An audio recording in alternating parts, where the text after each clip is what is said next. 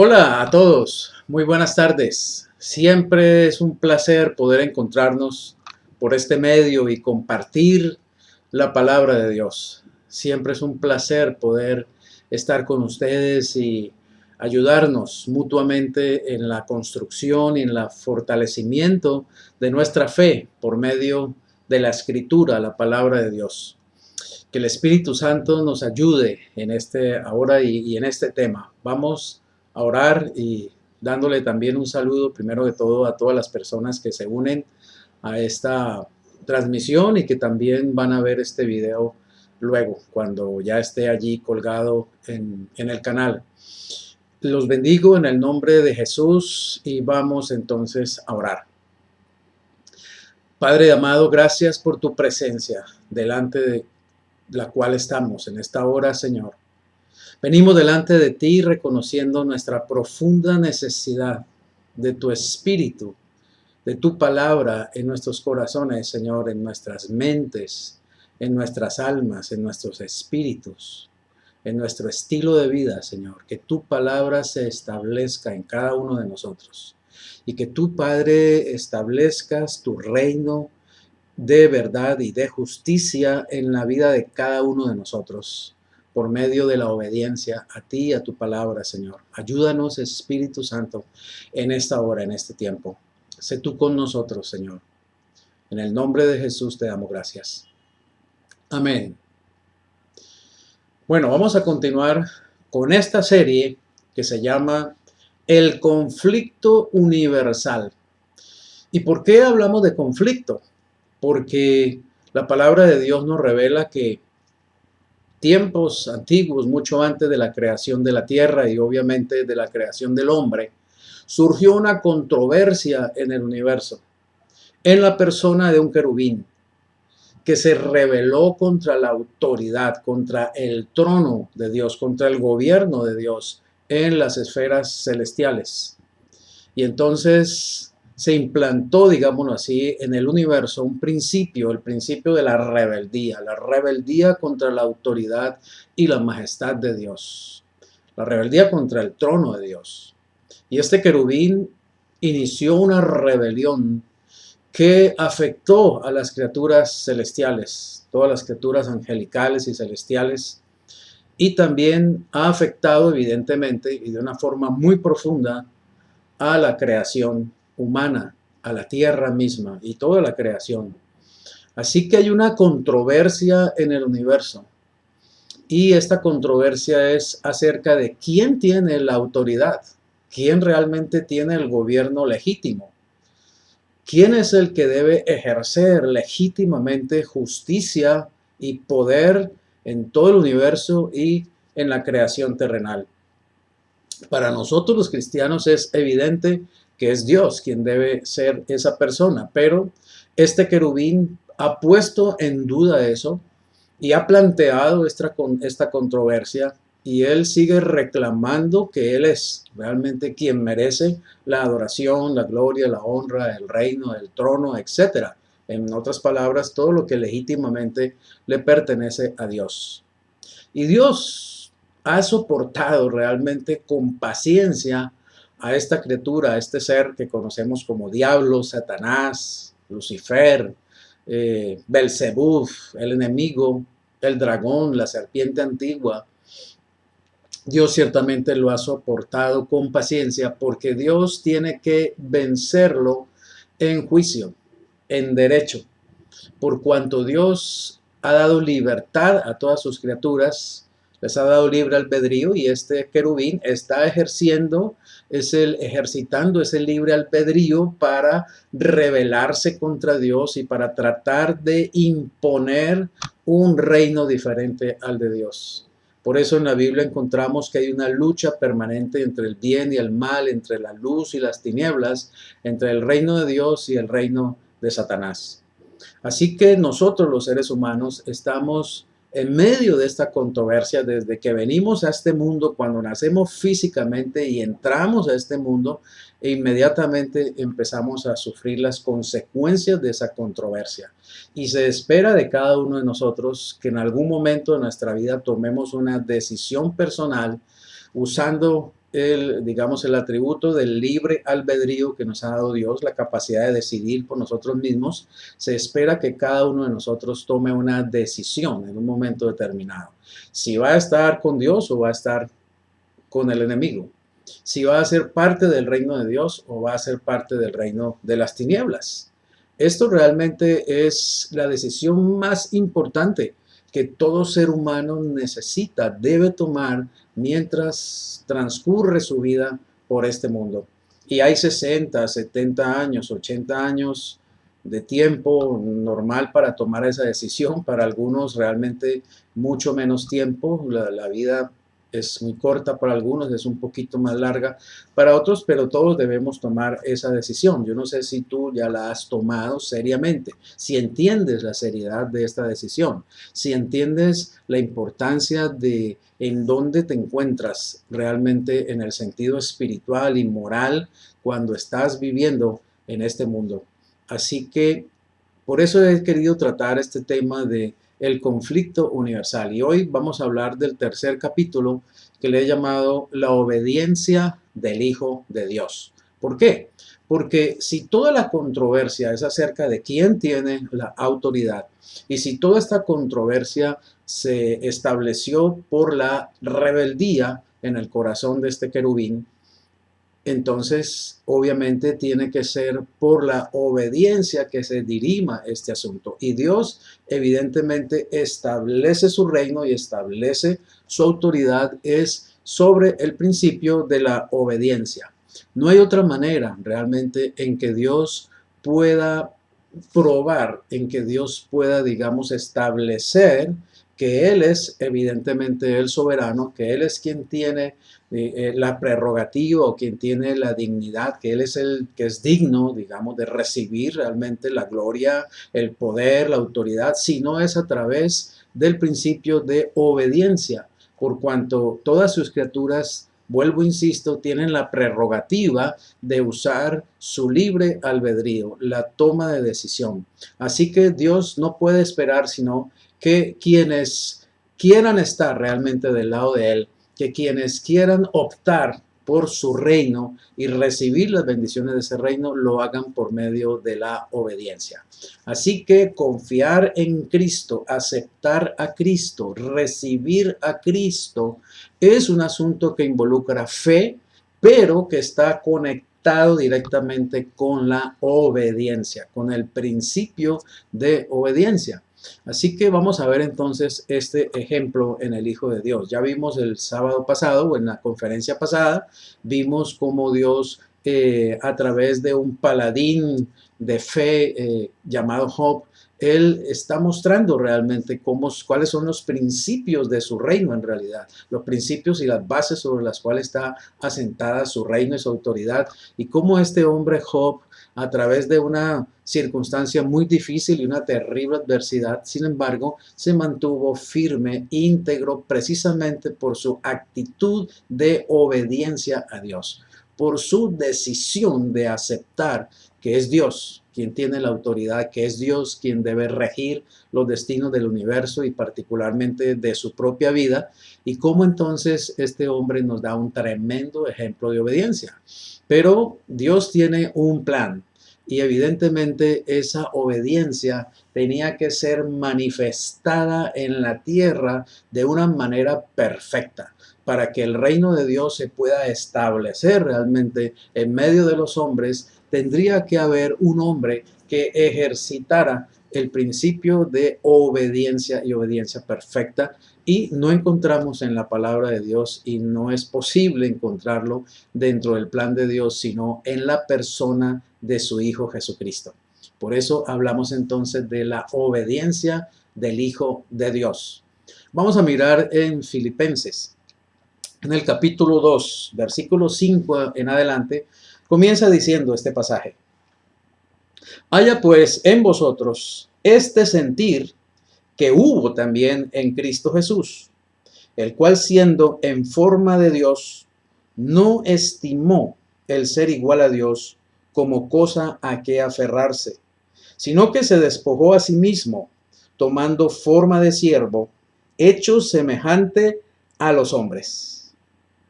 La Escritura nos dice que nosotros los creyentes, los cristianos, debemos tener el mismo sentir, es decir, asumir la misma actitud que tuvo el Hijo de Dios Jesucristo, en un sentido muy claro. Dice acerca de Jesucristo, el Hijo de Dios, que Él, siendo en forma de Dios, no estimó el ser igual a Dios como cosa a que aferrarse. Lo primero que encontramos es que Cristo dice que estaba o siendo en forma de Dios. ¿Cuál es la forma de Dios? La Escritura nos revela que Dios es espíritu. Dios evidentemente no es carne, no es materia. Dios es espíritu. Así que lo primero que nos dice del Hijo es que Él estaba en forma de Dios. ¿Y desde cuándo Jesús ha estado en forma de Dios? Es decir, en espíritu. Desde siempre. Desde siempre. El Hijo ha estado al lado del Padre desde la eternidad y lo estará hasta la eternidad. Y en esta forma en que Cristo estaba es la forma espíritu. Jesús ha estado con el Padre y ha estado junto con el Espíritu Santo desde siempre. Fue estando en espíritu que Jesús, junto con el Padre y con el Hijo, hizo la creación de la tierra y del hombre. Hagamos al hombre a nuestra imagen y a nuestra semejanza. En espíritu el Señor Jesucristo estuvo siempre hasta que vino a este mundo. Él estando en forma de Dios, pero dice más, en forma de Dios y siendo igual a Dios. No estimó el ser igual a Dios como cosa a que aferrarse. Así que Jesús no solamente estaba en la forma de Dios en espíritu, sino que Él es igual a Dios. Esto quiere decir que Jesús es coeterno con el Padre, pero también tiene, digamos, el mismo poder del Padre, la misma sabiduría del Padre, las mismas características del Padre, los mismos atributos del Padre. El Padre es poderoso, Él es poderoso. El Padre es amoroso, Él es amoroso. El Padre es misericordioso, Él es misericordioso. El Padre es sabio, Él es sabio. El Padre es omnisciente, Él es omnisciente. El Padre es omnipresente, Jesús es omnipresente. En otras palabras, es Dios. Por eso la doctrina cristiana, y esto es fundamental en la doctrina cristiana, no enseña que Jesús es solamente un hombre, o no enseña como algunos enseñan que Jesús es una creación de Dios. No, Jesús no es creado, Jesús coexiste con el Padre y con el Espíritu desde siempre. Jesús no tiene principio ni tiene fin, Él es el alfa y la omega, Él es el principio y Él es el fin realmente de todas las cosas. Y Él es quien vino precisamente a mostrarnos a Dios, a revelarnos el carácter de Dios, los atributos personales de Dios. Así que Él es Dios. No hay ninguna duda en cuanto a la revelación de la Escritura. Sin embargo, eso ha sido una controversia también a lo largo de los siglos. Si Jesús es Dios o no es Dios. Pues según la Escritura, Él es Dios. No estimó el ser igual a Dios como cosa a que aferrarse. Así que esto nos está diciendo que el Hijo de Dios en un momento determinado estuvo dispuesto realmente a no aferrarse a esa condición de ser igual a Dios y de estar en la forma de Dios, sino que Él tomó una decisión muy importante. En el versículo 7 dice, sino que se despojó a sí mismo, tomando forma de siervo, hecho semejante a los hombres. El Hijo de Dios estuvo dispuesto a despojarse del hecho de estar en forma de Dios y de ser igual a Dios. Estuvo dispuesto a despojarse de eso, no se aferró a esos atributos, a esas características, a esas prerrogativas, no se aferró a eso, sino que dice, se despojó. Y se despojó de esa forma y de esa, digamos, igualdad con Dios, el Padre y el Espíritu, para hacerse hombre. Dice, tomando forma de siervo, hecho semejante a los hombres. La pregunta es, ¿por qué el Hijo de Dios tomó esta decisión? ¿Por qué el Hijo de Dios se despojó de su forma de Dios y de su igualdad a Dios para tomar una forma inferior, una forma diferente, tomar forma de siervo y hacerse semejante no a Dios, sino al hombre? ¿Por qué él hizo esto? Y él lo hizo precisamente por la controversia que hay en el universo. Él lo hizo precisamente porque él es el plan de Dios para poder establecer el hecho de que quien tiene la autoridad y quien es digno realmente del reino y de la adoración de todas las criaturas es Dios, el Padre. Así que Jesús viene realmente a esto. Él no vino solamente a salvarnos y sinceramente no creo que el centro del ministerio y de la misión de Jesucristo es salvarnos a nosotros. No, creo que hay un centro mucho más importante y es que Él vino a establecer el reino de Dios, la autoridad de Dios. La salvación es un producto de esa acción de Jesús y es un producto maravilloso y es algo que le agradezco al Señor eternamente, se lo agradeceremos y se lo agradezco todos los días el hecho de que me haya salvado, pero entiendo que Él vino a mucho más que eso. Él vino realmente a probar que quien tiene realmente la autoridad y quien tiene el derecho y quien es digno de la gloria, de la honra, de la riqueza, del poder, del loor, de la alabanza, de la adoración, no es este querubín rebelde, sino que es Dios su Padre. Así que Jesucristo es ese super paladín realmente de Dios, que viene como hijo unigénito de Dios a establecer el reino de Dios y su justicia en el corazón de los seres humanos, de todos aquellos que voluntariamente le quieran obedecer, de aquellos que voluntariamente se acerquen por la fe y crean que realmente Él es a quien le debemos la verdadera adoración y obediencia y le entreguemos voluntariamente nuestras vidas, le entreguemos voluntariamente nuestra obediencia. Continúa el pasaje diciendo en el versículo 8 lo siguiente: y estando en la condición de hombre, se humilló a sí mismo, haciéndose obediente hasta la muerte y muerte de cruz. Estando en la condición de hombre. Por eso el Espíritu de Cristo tuvo que entrar en el vientre de una mujer, en el vientre de María, para poder hacerse un cuerpo físico y poder estar en la condición de un hombre, es decir, pasar por todo ese proceso natural de ser gestado en el vientre de una madre, de una mujer, y nacer en este mundo como un bebé y comenzar a ser amamantado y comenzar a tratar de aprender a caminar, primero gateando y comenzar a aprender a hablar, es decir, experimentar toda la condición del ser humano, inclusive las limitaciones del ser humano. ¿Te puedes imaginar lo que eso significa?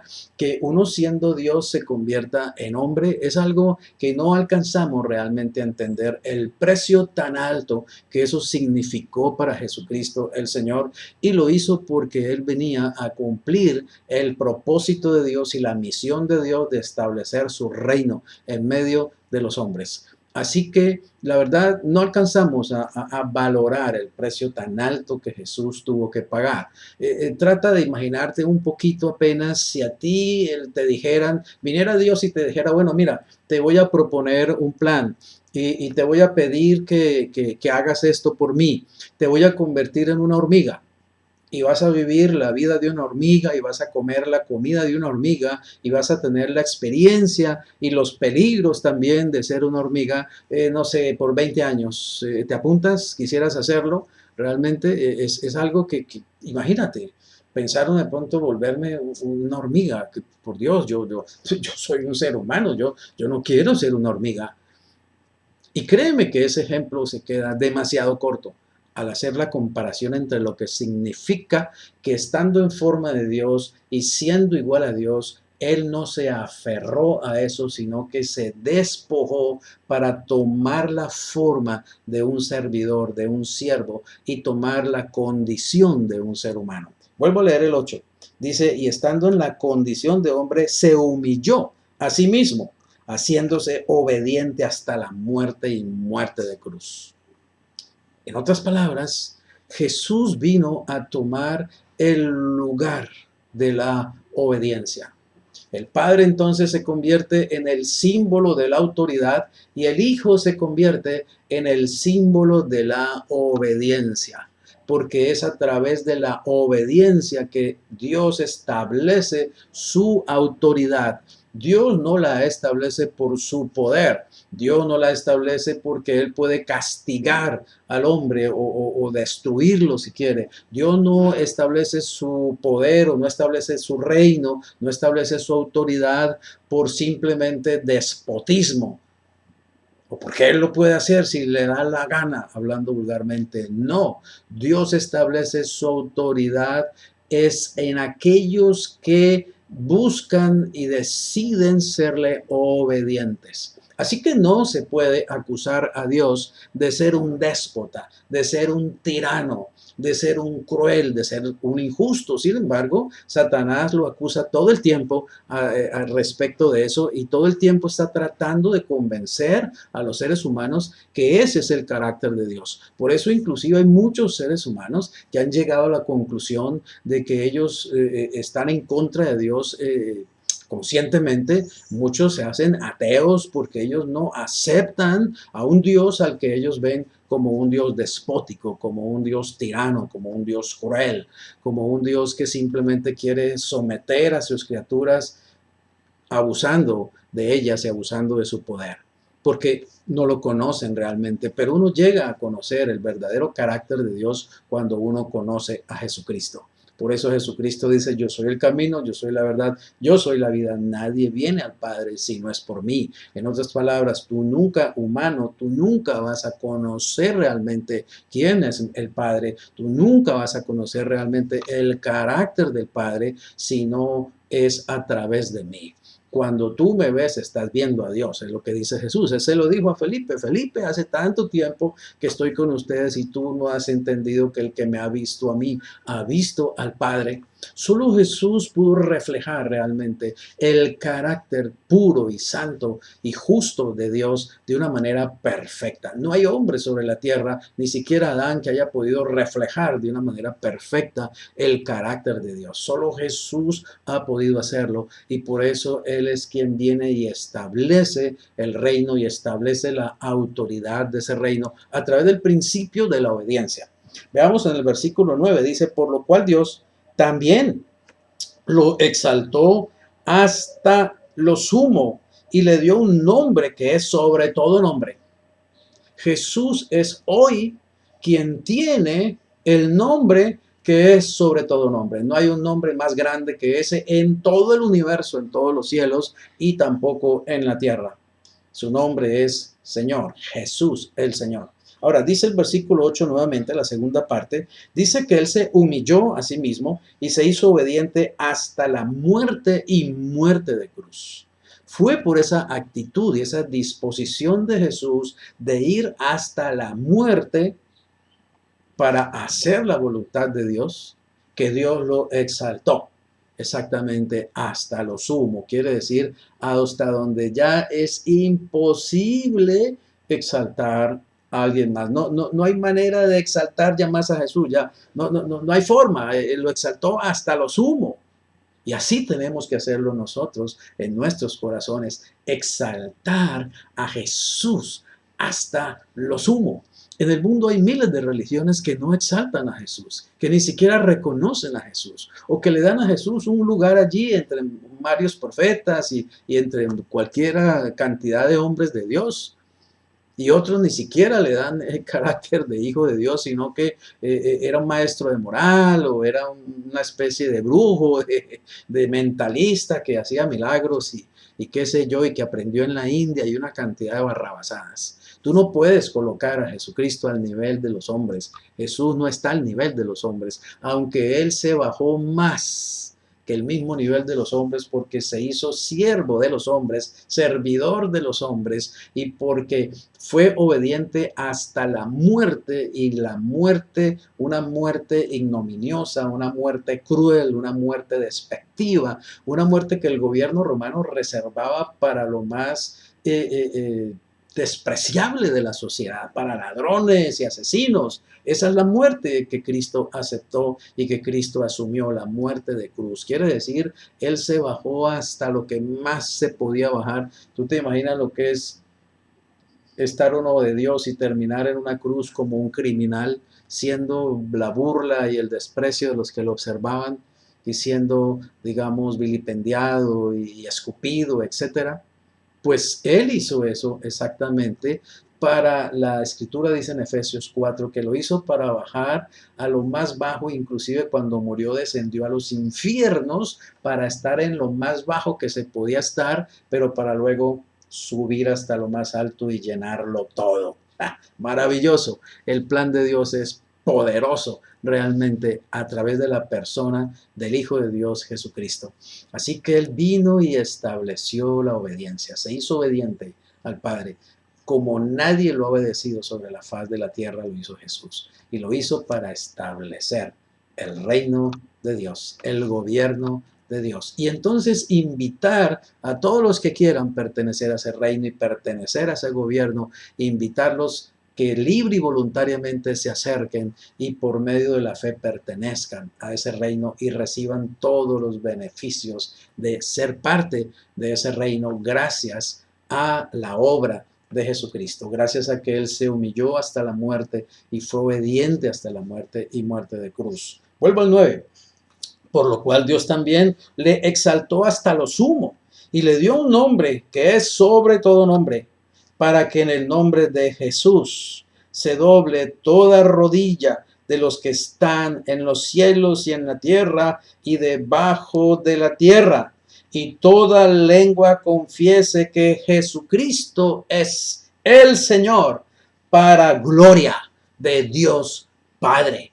Así que es importante que sepas que hay un nombre que es sobre todo nombre. Y no es Chuchito, es Jesús, es Jesucristo el Señor.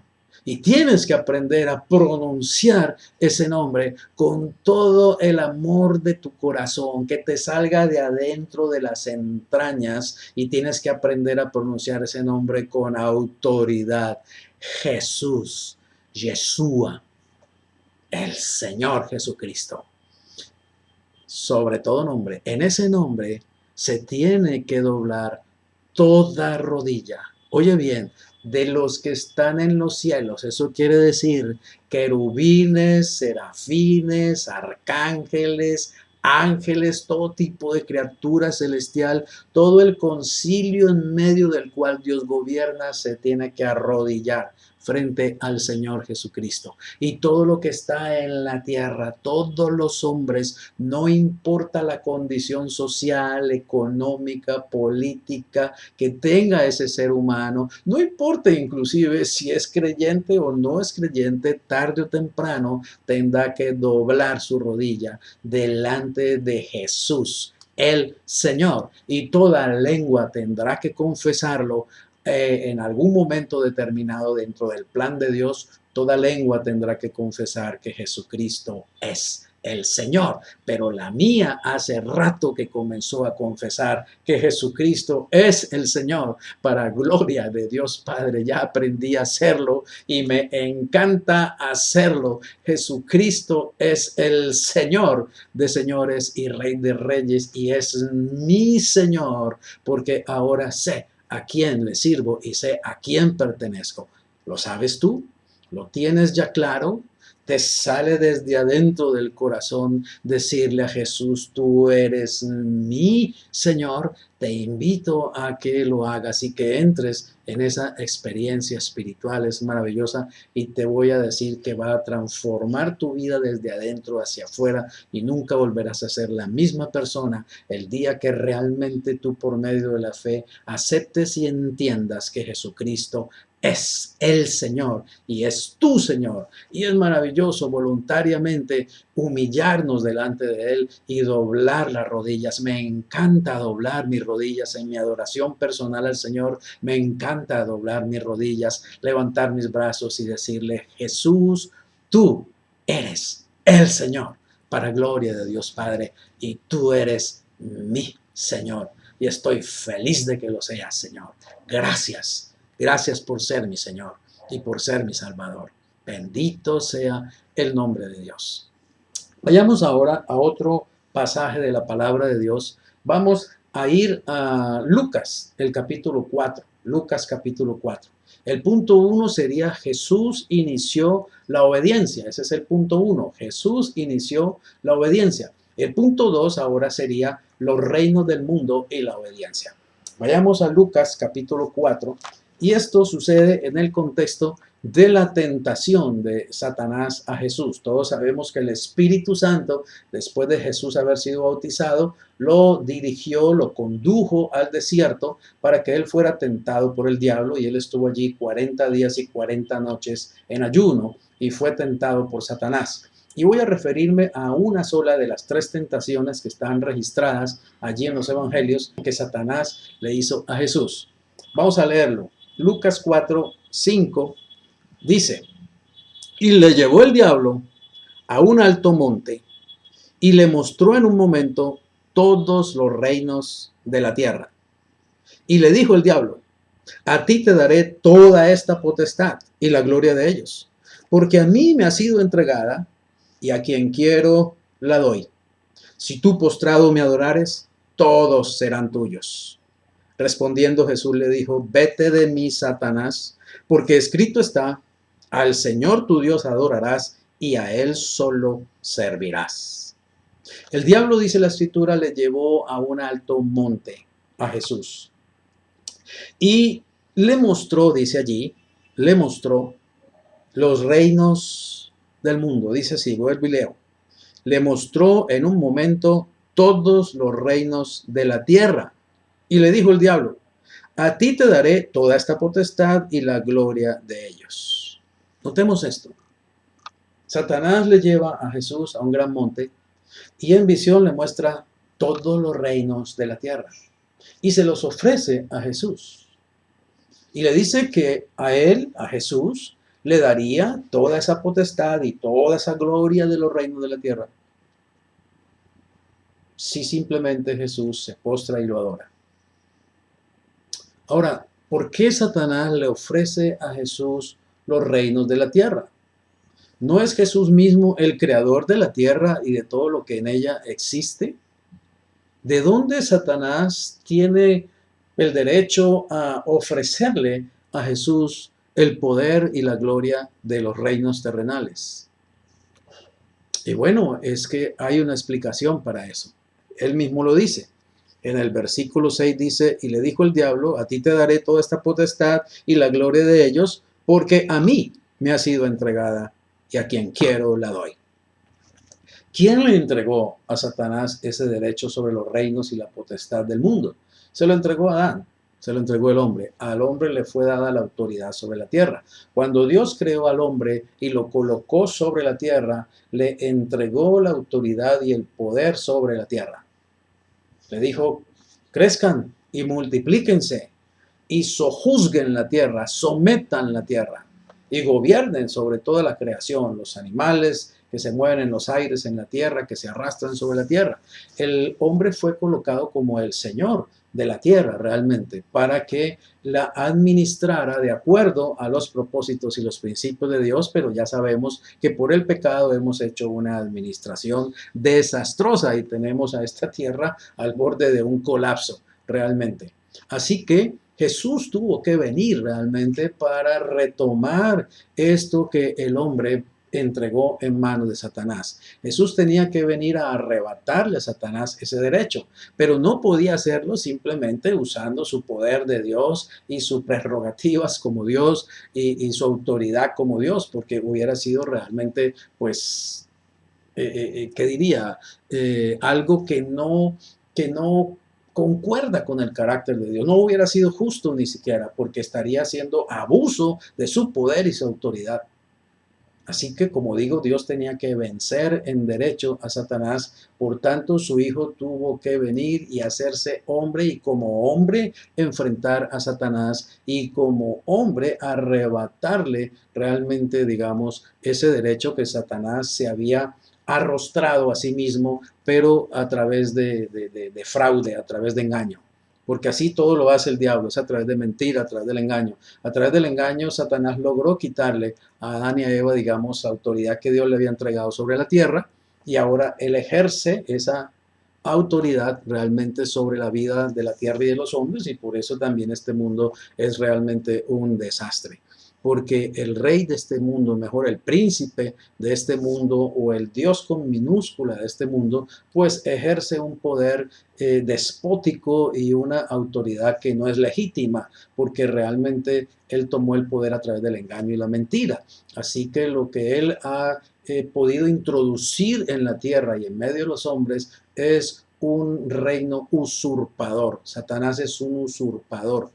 Usurpó el gobierno, usurpó el poder que Dios había entregado al hombre, se lo arrebató con engaño y ahora viene a su estilo, digamos, a su estilo egocéntrico y soberbio, ¿cierto? A decirle a Jesús, pues arrodíllate y yo te entrego esto que a mí me fue entregado, porque a quien quiero yo le puedo entregar esto, al que se arrodille y me adore, ¿no?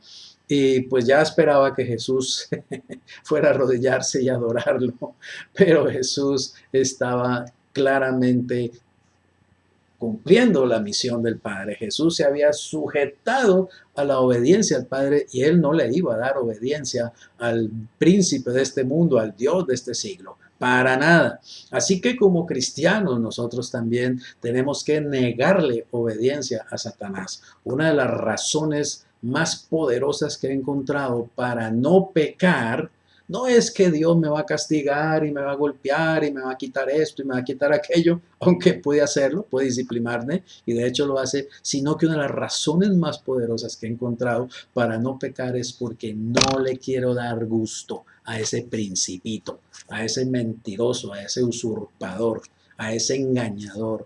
No le doy gusto.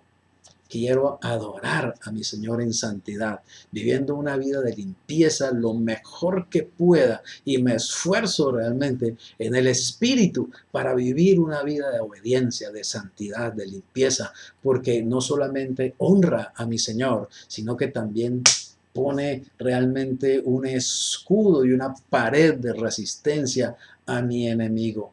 Me gusta callarle la boca por medio de la obediencia a mi Señor, como lo hizo Job. Así que es una de las razones más poderosas para no pecar, cristiano. Entiende quién eres, entiende a qué reino perteneces, entiende a quién le estás sirviendo, entiende a quién confiesa tu lengua, que es tu Señor, y vívelo realmente. No solamente cacarees acerca de eso, vívelo, vive la palabra de Dios y enfrenta a este enemigo por medio de la obediencia a los principios del reino, sujetándote a la autoridad del Padre y del Hijo y negándole obediencia a este mentiroso y engañador, como lo hizo Jesús. Mira lo que dice que Jesús le dijo. 8. Respondiendo Jesús le dijo, vete de mí, Satanás, porque escrito está, al Señor tu Dios adorarás y a Él solo servirás. Jesús le recordó en su propia cara al diablo que Dios es su Señor, el Señor del diablo, y que a Dios Él lo tiene que obedecer, y así es.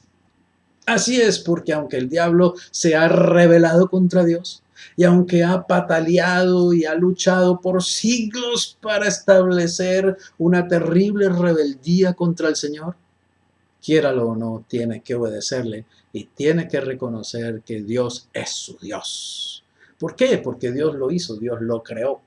El diablo no tiene nada que no le haya dado Dios realmente desde el principio de la creación.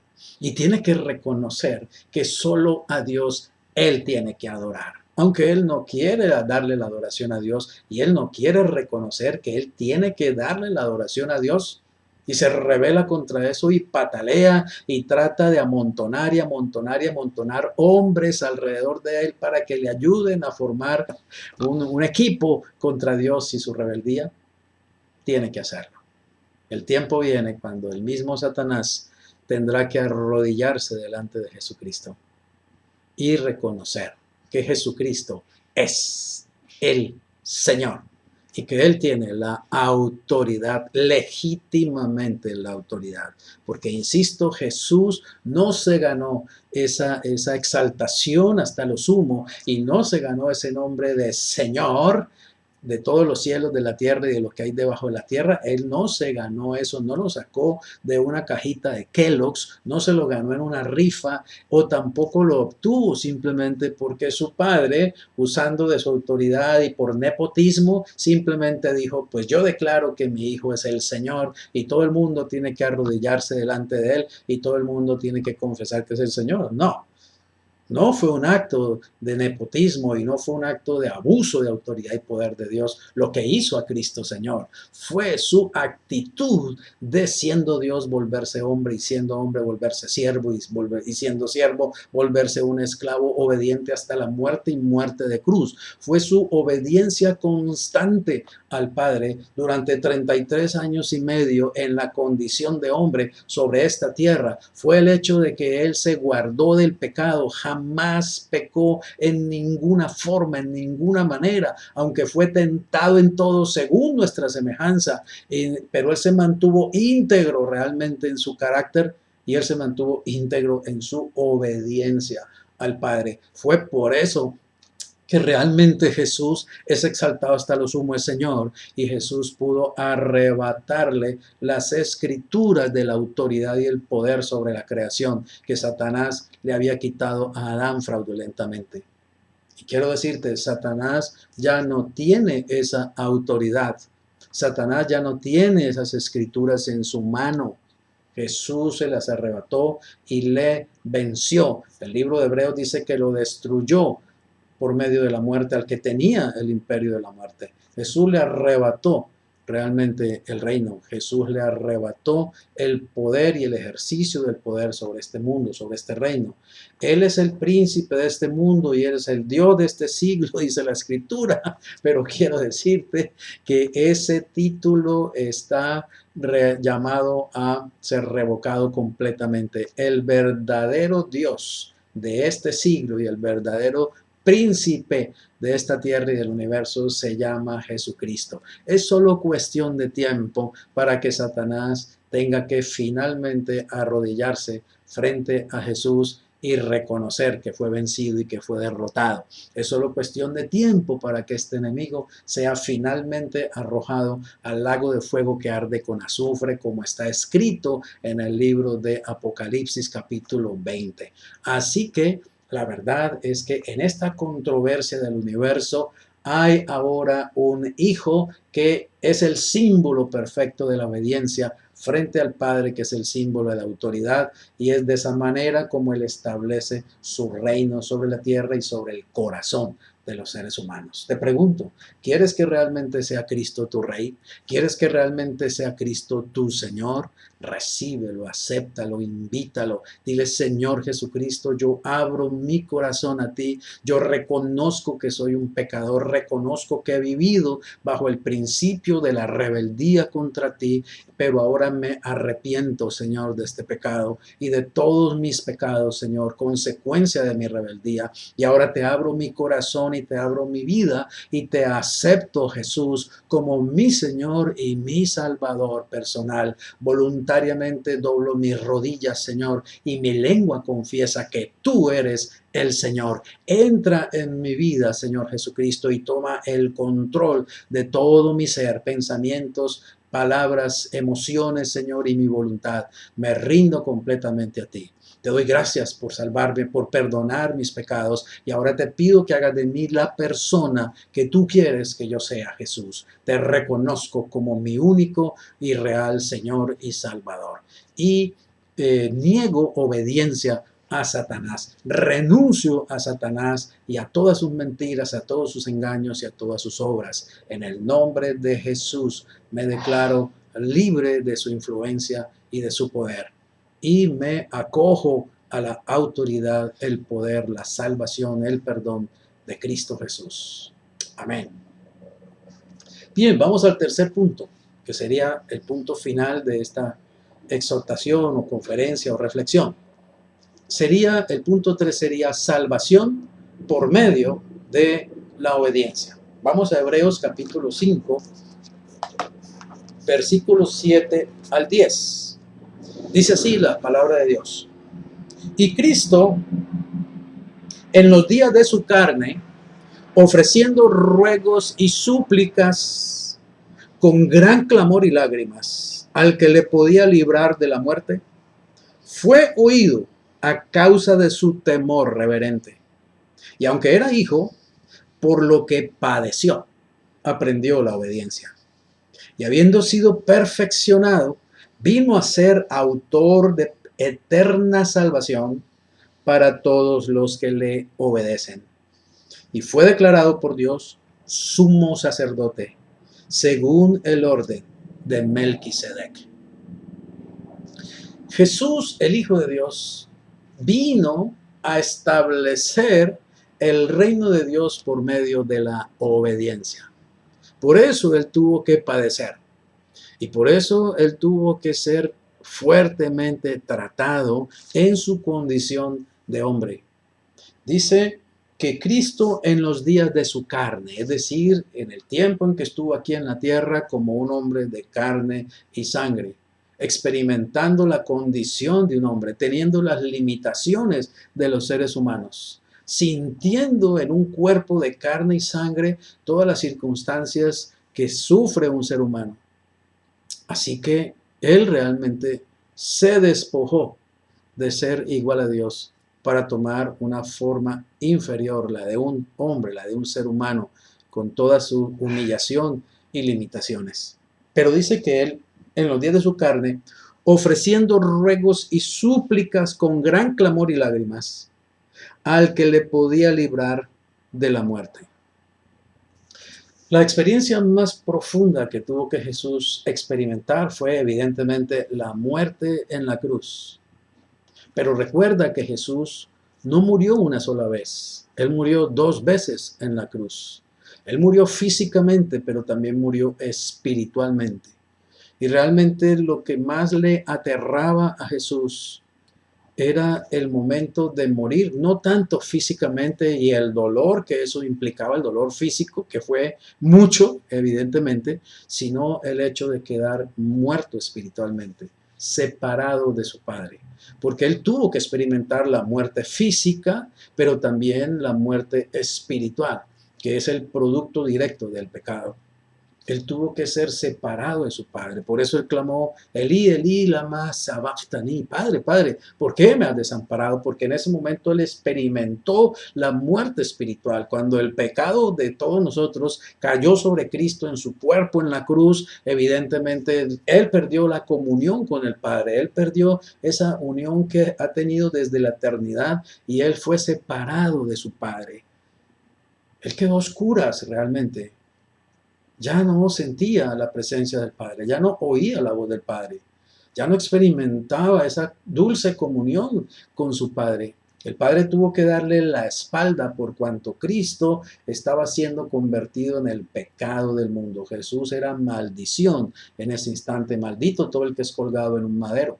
Jesús no podía tener en ese momento, digamos, comunión con su Padre. Jesús estaba experimentando la realidad del pecado y todas sus consecuencias. Jesús estaba en los zapatos de un pecador que está separado de Dios por la muerte espiritual. Así que él en la cruz primero murió espiritualmente, es decir, fue separado de su Padre, de la comunión con su Padre, y luego murió físicamente, fruto de todo el maltrato, fruto de los latigazos, de la corona de espinas, fruto de el ayuno en que estaba, o sea, de que no comió en esos días realmente cuando lo tuvieron en prisión y lo llevaron de Herodes a Pilatos y de Pilatos a Herodes, y fruto de toda la sangre que emanaba de su cuerpo de todas partes, fruto de los clavos, fruto, digamos, de los clavos en las manos, en los pies. Él expiró, él exhaló su espíritu en un momento determinado. Padre, encomiendo mi espíritu, y exhaló su espíritu y murió físicamente. Pero él en el huerto de Getsemaní, él ya había transado con su Padre. En el huerto de Getsemaní, él ya había hecho un pacto con su Padre. Y era: Padre, pase de mí esta copa, pero no es como yo quiero, sino como tú quieres. Así que allí en el huerto de Getsemaní, Jesús estaba sellando la realidad de que él vino a obedecer y obedecer hasta la muerte y muerte de cruz. Allí en el huerto de Getsemaní, él estaba sellando el pacto de obediencia a su Padre, pasara lo que pasara, aunque aún eso implicara estar separado de su Padre. Pero si con eso él iba a establecer la autoridad de Dios y a establecer el reino de Dios en la tierra y en medio de los hombres y en todo el universo, él lo iba a hacer, y así lo hizo, fielmente lo hizo. Así que Satanás fue realmente humillado y derrotado de una manera estruendosa.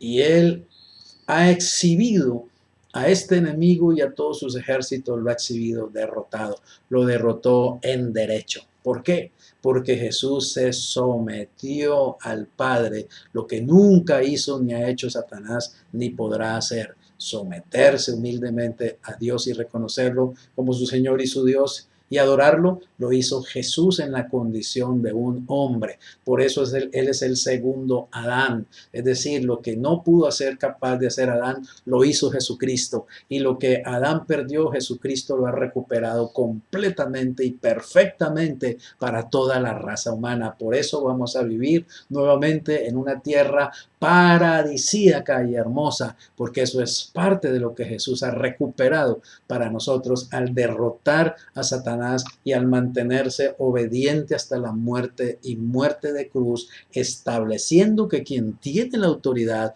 que quien es digno de ser adorado, como está escrito, es Dios, el Padre.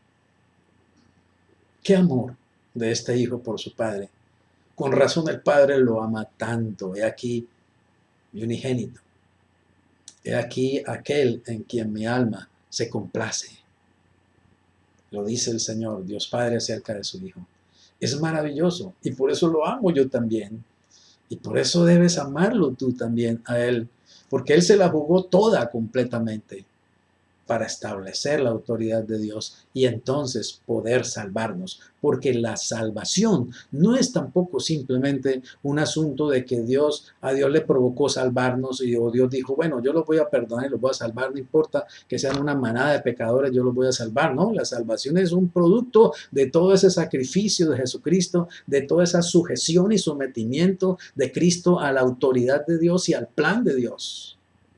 Él pagó con su obediencia. Realmente el derramamiento de su sangre es un resultado de su obediencia, la obediencia del Hijo de Dios.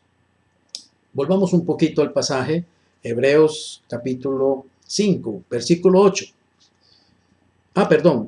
Quiero leer todavía el versículo 7. Cristo en los días de su carne, ofreciendo ruegos y súplicas con gran clamor y lágrimas al que le podía librar de la muerte, fue oído a causa de su temor reverente.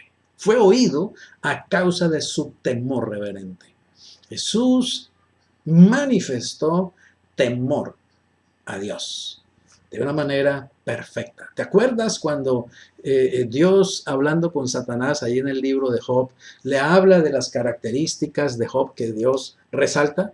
Dios le dice que Job es un varón perfecto, Dios le dice que Job es un hombre apartado del mal, Dios le dice que Job es un varón recto, pero también le dice es un hombre temeroso de Dios. Quiere decir que reconoce a Dios, que reverencia a Dios, que usa su libre albedrío para, en lugar de rebelarse, decidir reconocer a Dios y darle gloria y darle honra. Esto lo hizo Jesús de una manera perfecta y extraordinaria durante toda su vida en esta tierra. Él manifestó su temor reverente a Dios. Y entonces dice el 8, y aunque era hijo, por lo que padeció, aprendió la obediencia. Nota esto, aunque era hijo, el hijo unigénito, el hijo de Dios, el hijo amado de Dios, aunque era el hijo de Dios, él experimentó el sufrimiento. ¿Para qué? Para aprender la obediencia. Por lo que padeció, aprendió la obediencia. Así que Jesús no vino sencillamente a este mundo como hijo de papi a reclamar el poder y la autoridad. No vino como hijo de papi a reclamar la adoración. Yo te pregunto, ¿qué autoridad tiene Satanás para reclamar la adoración de los seres humanos? ¿Qué ha hecho ese bicho para reclamar la autoridad o reclamar la adoración de los seres humanos? ¿Qué ha hecho? Lo único que ha hecho es hurtar, matar y destruir, no ha hecho nada más. No ha construido nada, todo lo ha destruido. Pero el Hijo de Dios, siendo Dios, hizo hombre, siendo hombre se hizo siervo, siendo siervo se hizo obediente hasta la muerte y muerte de cruz. Así que el Hijo de Dios, por lo que padeció, aprendió la obediencia. Él vino a aprender obediencia a esta tierra y por eso se hizo hombre, para aprender obediencia realmente a través del padecimiento. Así que Él es realmente el que tiene el derecho a la adoración y el derecho al reino. Legítimamente es el Rey de Reyes y Señor de Señores, no el usurpador ese, no el mentiroso ese. Sin embargo, millones de seres humanos, sabiéndolo o no sabiéndolo, desgraciadamente le rinden adoración al príncipe de este mundo. ¡Qué tristeza! Que hay millones hoy rindiéndole adoración a Satanás con su conducta, con su mentalidad, con lo que ellos creen y con lo que ellos hacen. En este mundo se está debatiendo una batalla. ¿Quién es digno de la adoración? Esa es la controversia del universo. ¿Quién tiene la autoridad? ¿La tiene Cristo o la tiene Satanás? ¿Es el reino de Jesucristo el que debe establecerse sobre toda la tierra y la creación y el universo? ¿O es el reino de Satanás el que debe tener esa prerrogativa, esa prebenda? ¿Qué dices tú?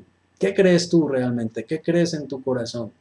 Créeme, estamos en medio de una gran decisión y esa decisión tiene resultados y tiene consecuencias eternas. Eternas. Esta decisión es la que determina dónde vas a pasar tú la eternidad, en el cielo o en el infierno. Esa decisión determina dónde vas a estar tú en la eternidad. ¿Vas a ser contado entre los que son de Dios y están alrededor de su trono, o vas a ser contado entre los que se han vuelto leña para el fuego en el infierno eterno? ¿Vas a estar en la presencia de Dios por la eternidad o vas a estar acompañando al rebelde, al enemigo, al mentiroso, a Satanás en su castigo y en su juicio final? ¿Dónde quieres estar? ¿Dónde debes estar? ¿Dónde crees que debes estar? Pero entonces tienes que entender algo muy importante. Ser cristiano no se trata solamente de coger una Biblia y leerla de vez en cuando. Ser cristiano no se trata solamente de decir con los labios que uno ha hecho la oración de fe o que uno ha creído en Jesús. Ser cristiano ni siquiera se trata de asistir regularmente o de vez en cuando a una iglesia. Ser cristiano implica mucho más que eso. Ser cristiano implica haber tomado una decisión de obedecer realmente y adorar a Cristo el Señor y a Dios su Padre. Mira lo que dice el versículo 9. Y habiendo sido perfeccionado, vino a ser autor de eterna salvación. ¿Para quiénes? para todos los que le obedecen. La salvación es un asunto que implica obediencia. Si yo digo que soy salvo, pues debo mostrar que soy salvo a través de mi obediencia al Señor y a su palabra. Pero ¿cómo vas a obedecer al Señor si ni siquiera lees la palabra de Dios? Si ni siquiera has dado tu primer paso de obediencia en leer la palabra al menos de Dios, de investigar, de oír, de escuchar, de enterarte de la palabra de Dios. Yo soy cristiano, pero es que a mí no se me da eso de leer la Biblia. Pero lees YouTube y lees Facebook y lees cuanta tontería social y en las redes sociales encuentras. Pero no quieres realmente conocer a fondo la palabra de Dios porque en tu corazón realmente no hay el deseo de obedecerla. No la quieres conocer porque no la quieres obedecer. El que realmente quiere obedecer la va a querer conocer. Yo pido a Dios que el Espíritu Santo, si tú eres realmente un cristiano, pero eres de esos cristianos descuidados con la palabra de Dios, yo pido que el Espíritu Santo te moleste, que el Espíritu Santo te acose, que el Espíritu Santo te ponga contra la pared hasta que le obedezcas al Señor y empieces a experimentar la realidad y la necesidad y la urgencia de beber de la palabra de Dios. Que dejes de ser perezoso, que dejes de ser tibio y realmente te conviertas al Señor y realmente lo busques y llegues a entender que Él es tu Rey y tu Señor y le honres y le obedezcas, porque Él vino a ser autor de eterna salvación para todos los que le obedecen. Es decir, Él nos salva es para que obedezcamos. No nos salva para que nos acostemos en una cama a dormir y a ver televisión, sino para que busquemos hacer lo que Él dice que debemos hacer una vez que nos hemos convertido, una vez que lo hemos recibido, una vez que somos salvos. Así que mi hermano, mi amigo, despiértate, porque estamos viviendo tiempos ya definitivos. Jesús está que viene por segunda vez y tú todavía estás atrapado solamente viendo Netflix. Despiértate tú que duermes y te alumbrará realmente Cristo, si es que eres de Él en realidad. Y si no eres de Él, toma ya tu decisión. Decídete de una vez por todas, o con Él o contra Él. Bien, nota que Jesús aprendió la obediencia, es increíble, ¿no? Siendo Dios, tuvo que venir al mundo a aprender la obediencia, porque tomó la condición de un hombre y la semejanza de un hombre. ¿Te imaginas Dios aprendiendo obediencia? Y tuvo que venir a aprender obediencia para poder establecer por medio de su obediencia el reino de Dios en medio de los hombres. El reino es una realidad a un costo muy grande. La vida, la muerte de Jesús, la obediencia del Hijo de Dios. Algo que ha sido pagado por un precio tan alto no puede ser algo que nosotros desconozcamos o menospreciemos o lo tomemos a la ligera. Así que démosle gracias al Señor porque Él envió a su Hijo y su Hijo estuvo dispuesto a venir para obedecer. Por lo que padeció, aprendió la obediencia y vino a ser perfeccionado, es decir, Él fue tratado y madurado a través de toda su experiencia humana para llegar a ser el Señor, aquel ante el cual toda rodilla se dobla y toda lengua confiesa que ciertamente Él lo es. Y no hay otro Señor aparte de Él. Hay un solo Señor y se llama Jesucristo, el Hijo de Dios. Amado Señor Jesucristo, gracias por haber venido a este mundo para establecer a través de tu obediencia, establecer claramente quién es el Rey, quién es el Señor, a quién debemos adoración, a quién debemos realmente y legítimamente obediencia. Gracias porque a través de tu vida, de tu ejemplo, Señor, conocemos los principios del reino. Los hemos visto modelados en tu propia vida, Señor Jesús. Ahora nosotros también queremos vivir de esa forma. Ayúdanos, Espíritu Santo, a vivir en medio de los hombres, en medio de este mundo perverso y oscuro, Señor, lleno de tinieblas. Enséñanos a modelar delante de los hombres los principios del reino.